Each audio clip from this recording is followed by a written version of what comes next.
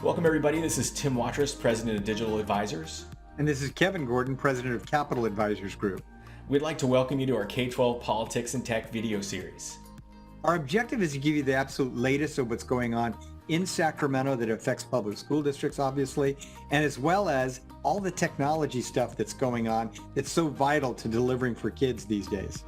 And remember, if you find these videos useful, please take a moment to subscribe to the channel and share out over social media. You're our marketing team. We appreciate your support, and let's go ahead and get started. All right, welcome everybody. Tim Watrous, President of Digital Advisors, back with another episode of K-12 Politics and Tech. As always, co-host of the show, Kevin Gordon, President of Capital Advisors is here. Kevin, glad to be back with you. Great, good to be here again. And our frequent and favorite guest, Governor Bob Wise, back again with some news from DC. Governor Wise, glad to have you here. Good to be back on a very, very significant period. Yeah, well, there's lots happening in DC and in Sacramento to get to this week. But, Governor Wise, let's start back in DC. There's a lot of turbulence with the politics back there right now. Can you give us some of the background of some of the major things that are going on back in DC? Obviously, this has been one of the most turbulent weeks in Washington's history and indeed our nation following the riot at the Capitol. And how does that affect what's going to happen for education and politically? So a lot of changes were coming anyway, but even more. So let's do a quick recap. The greatest changes will be coming next week when President-elect Biden is inaugurated, because you will have a transition in Secretary of Education. Betsy DeVos,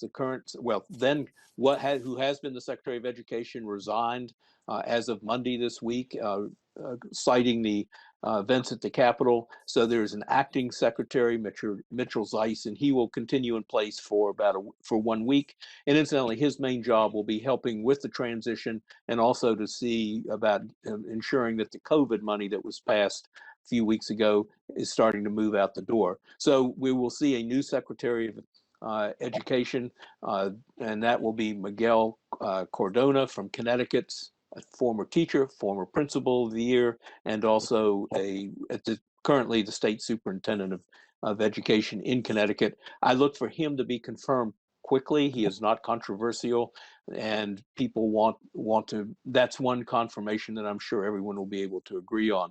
Key issues for him coming in as the new secretary, and that will relate to California and to school district leaders. Key issues are going to be, he's been very active in trying to get schools open, obviously opened safely, but certainly he believes that the in-person education is essential. That he also so he'll probably be pressing, and as will the new Biden administration, for more dollars, COVID dollars, for opening schools. Big issue coming to be and not completely resolved yet is the role of assessments and accountability. Will states be required to administer the regular assessments under ESSA? And if so, what kind of accountability goes with that? Secretary DeVos actually resisted a waiver of that for the next year, and we'll see how that proceeds. So that's what's happening at the administrative level, the executive level. But let's also talk about the Congress, because there's some very significant activities too. And when we were on a week ago, we did not know the outcome of the two Georgia Senate races. Both races were won by Democrats. What that means is that in 1 week, there will be a 50-50 split between Republicans and Democrats in the United States Senate, which means Vice President-elect, but then to be in a week, Vice President Kamala Harris will be the tiebreaker. So with the control going to the Democrats, that means that the Senate Education Committee will have it was going to have a new chairman anyway, because the Republican chair, Lamar Alexander, was retiring. But presuming the Democrats keep control, then that means that Senator Patty Murray of the state of Washington will be the new chair of the Senate Education Committee. She's always had a priority of early childhood development, but she's also one who believes that assessments do need to go forward, because as many are saying, we need to know where the losses are occurring, and then still to be resolved is what kind of accountability attaches to it. So in the Senate, assuming Democrats take control in 1 week. And that's the interesting thing. Republicans have control this week and up until the 20th. At the point that that Kamala Harris becomes the vice president and the presiding officer over the Senate, then Democrats will take control. In the House of Representatives, Bobby Scott from Virginia has been the chair, Democrat. He will remain the chair. He believes also in assessments and accountability to measure needs and to measure progress and also needs. He is going to be pushing for more funding, and this is very important, Tim, for more funding for state and local units, because as he points out, while education has just gotten an infusion, $54 billion for K-12, 6.6 in California, while education has gotten that, state and local units of government have not, and state and local units of government then often provide much of the services that support the school system. Without that, then schools and districts are going to have to be reaching into their own funds to provide those services. So he believes in pushing for state and local, and um, and also, I would think that districts need to be looking for greater emphasis now on Title IX enforcement, and also restoring some of the civil rights initiatives that the Obama administration started and the Trump administration jettisoned. Finally, big question: will there be another stimulus package? My belief is the Biden administration certainly is going to put one forward. The focus will be on the $2,000 per person that almost hung the last one up, and the other focus will be initially on money for state and local units of government. My guess is education will not be as big a player this time because education just got the latest $54 billion for K-12, but money for state and local can only assist and take the pressure off of the education budgets. So that's where I think the emphasis is going to be, and probably a smaller budget, a smaller stimulus package than what we've seen in the past. Thanks, Governor Wise. And Kevin, I'll just ask you if you have anything to add to the analysis. All kinds of interesting things there. One of the things that's notable about Patty Murray's ascension to the chairmanship of the Senate Education Committee is that, and Governor, you know this, that many of us that go back to Washington, D.C. and work on issues, because she was the ranking member, so most of the Democratic staff obviously worked for her. So, we got a lot of contacts there. I imagine a lot of those folks just move over to the majority office. So a lot of the players that we're used to dealing with in Senator Murray's office will very, very likely be there. And then over in the House as well, obviously we're used to working with Congressman Bobby Scott's staff. So not a lot of change there in terms of the people that we will be working with. So a lot of those players that we work with on these key issues are the same. And we know that Patty Murray has a definite opinion about a lot of the issues that have come up over the last decade on education issues. So it'll be important to navigate, where we are representing school district management, superintendents, principals, and school board members, knowing the perspectives that she has about a lot of issues. One of the issues that's likely to come up under perhaps the first term of a Biden administration might be IDEA reauthorization, was super important. There's a lot of issues that'll be ahead of that, clearly, but I'm sort of looking forward to some of the issues that are going to be out there where we actually might have some differences of opinion with where Democrats might initially head, given the strength of advocacy groups on IDEA reauthorization, when we do need some reforms in process and other things that'll help school districts. But so some thoughts about that. The other thing that I had heard this week out of Washington was a major effort by the Republicans, led by Leader McConnell, to push hard on Joe Manchin, a Democrat, to actually flip. And people have said that he's kind of flippable, but I know that there are long sort of standing relationship issues with McConnell that probably blocks that from happening. But we know that the press is on to do that, because if somehow they were able to get Manchin to flip, all of a sudden McConnell stays in its position, the Republicans retain control of the Senate. So it ain't over till it's over. So we'll see what ends up happening. Yeah, there will be great pressure because we've all been in, those of us who've worked in the legislative process, seen this before. When you're 50-50, every vote is the final and most crucial vote. So everybody becomes, it costs a lot to be able to get somebody. Everyone says, I'm the one that will make the difference for you. And so by the same token, I'm sure that there are going to be some efforts to get a couple of Republicans, perhaps at least to be on the independent side and to begin working with the Democrats more. So more to come on that. But at least as of right now, we're looking for, we see in 1 week that when Kamala Harris becomes the presiding officer, it'll be a 50-50 Democratic one. And Patty Murray, as you just pointed out, with a lot of experience as ranking member of the Education Committee, will be the new Senate Education Chair. Great. Well, thanks, you too. And I'll just say we're also keeping our eye on the FCC. We're expecting the new chairman as Pai is going to step down. We haven't seen the changes in E-rate yet. The folks who watch this show quite often have heard this from us over and over, but we expect to see some more changes there. So, keep our fingers crossed that we see some activity as far as connecting homes with E-rate dollars, and we'll keep you posted as we hear more.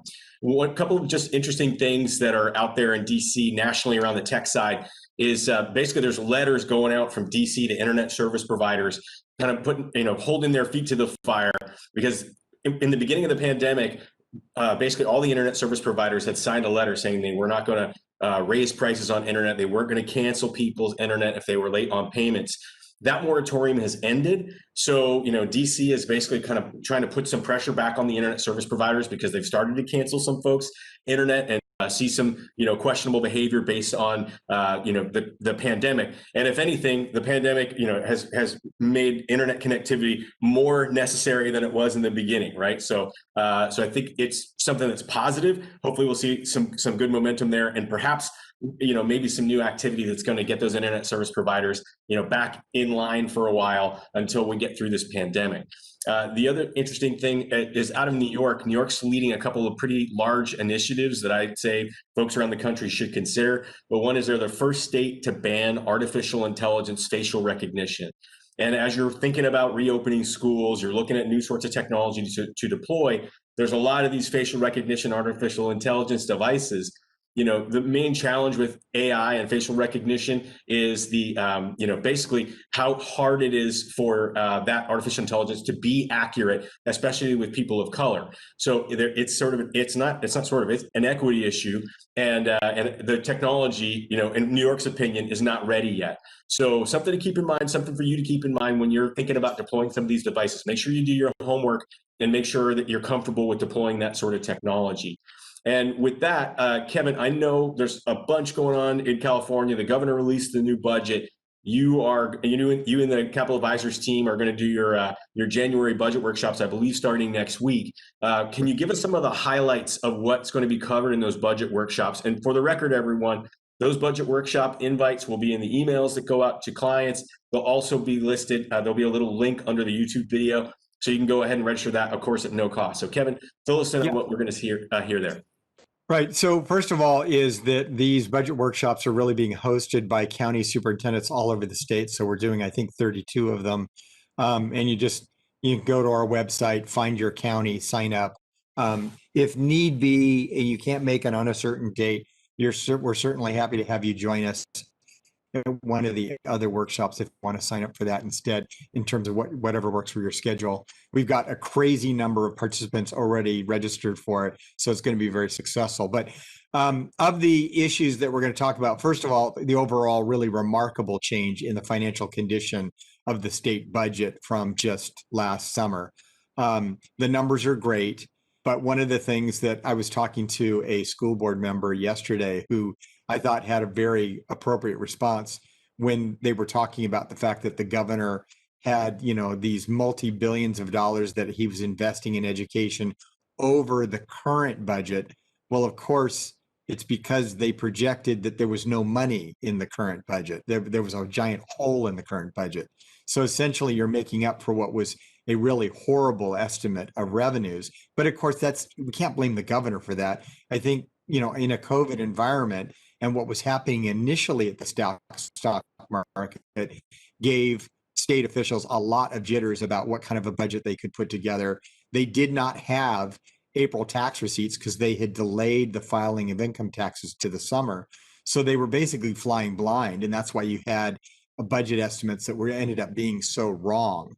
But that said, obviously the news is good. We're going to walk through all of those numbers for you. There's a couple of areas that are going to be big sticking points. The governor's asked for early action by the legislature, in fact, immediate action on a proposal to spend $2 billion, as most everybody on this broadcast is probably aware of, that would get in-person instruction accelerated.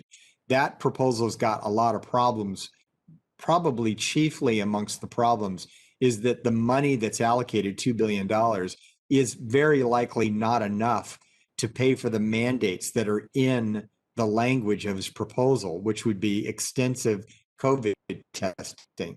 Now, the one thing that could rescue this plan would be if in the coming week or so, President-elect Biden announces an aggressive effort to do testing statewide that he pays for. And some people have heard about the Rockefeller Foundation plan, but it's a very expensive plan, and it would jack up big time the total dollars that Governor Weiss was talking about in a stimulus. It's estimated to be $42 billion plan just for that kind of testing deployment in schools. But the president-elect has promised that he wants to get schools back in session within his first 100 days. That's going to be impossible to achieve unless you do a national serious deployment of testing that's effective. So these things probably work in tandem together. We'll see. I'm sure the governor certainly hopes so, because it's the only way to probably make his program work. In addition to that, we've got a number of other things. There's the deferral pay down that the governor has promised to reverse out the effect of these deferrals. He doesn't eliminate them. You're going to be doing deferrals in school districts, but he's going to actually pay them off as part of the budget agreement. But he doesn't pay them all off. He still leaves about $3.7 billion worth of obligation on the table. I think that's wrong. I think while the state has money right now, they ought to be paying off all of the deferrals. I think it's an issue about budget choices. He spends money in different places, and amongst the priorities that we ought to have is paying off those deferrals, which, by the way, can be done with one-time money.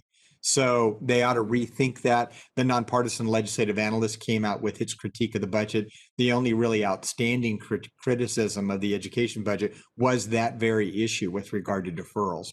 So he has got another very ambitious plan, $4.6 billion. Again, this would be an early action item as well. He would want to have adopted probably by March. And that would be to spend money, $4.6 billion on learning loss mitigation. This would be extended learning along with interventions.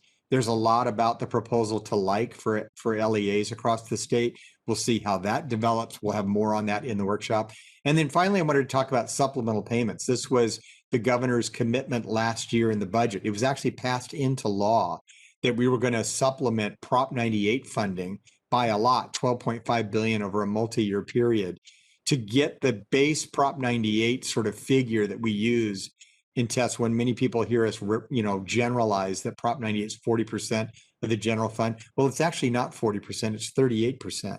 The governor's proposal would have actually taken it to 40%, putting a dent in the idea of the adequacy of school funding in California by $12.5 billion over that time. And it would be sustainable money into the future that would grow with inflation. A really important gesture in the budget last year, and he walks that back. He provides one-time injection of funding for this coming year, but then asks for the legislature to repeal the commitment that they had made on this. That's going to be a very big issue in the coming months, one that you're going to see fought out between the education community and what's going on in the Capitol building. So that's a little peek at what's going to be going on, some of the big issues that we're going to talk about, and we look forward to seeing you guys at those budget workshops. Yeah, well, thank you, Kevin. We're definitely going to be attending those, and lots coming, like you said, from the state. This, of course, will evolve over time. And anyone who hasn't registered for one of those yet, please do, and share the love. Make sure other folks know that is available as a free resource. I'm sure it'll be very helpful. So with that, I want to say thank you so much, Governor Weiss, for showing up today. There's a lot to come. We look forward to having you back soon as things keep unraveling or re-raveling, I suppose, in DC. And Kevin, same thing with Sacramento, keeping us updated. So thank you very much, you two. Any final thoughts, Governor Wise or Kevin, before we jump? Just that from the Washington standpoint, the federal standpoint for district leaders, it is going to be the next month or two. It is worth watching. I know that sometimes what's happening in Congress can seem a long way away, but it's going to shape the agenda for the next couple of years. And of course, what kind of proposals roll out in just the next month for a stimulus package that can further support education and some of the issues that Kevin's talking about and backstop the proposals that are being made in Sacramento. Well, good news is we won't have to work hard to find content for the show, and we'll look forward to connecting with everybody again on upcoming episodes. If you haven't done so, please share this out over social media. Let other folks know about this Politics and Tech video series. We do appreciate your support. And go ahead and click subscribe at the end. The little button will pop up. So thanks, Kevin, and thanks, Bob. We appreciate it, and we'll talk to you next week. We'll see you all. So thanks again for joining us for another week of this broadcast. And I just want to take a moment to remind you, if you haven't already, please subscribe to our channel and share this out over social media. Again, you're our marketing team. I'll also finish by saying, if you have some questions, please send them our way. We'd be happy to address them on a future broadcast. So with that, thanks everybody, and we'll talk soon.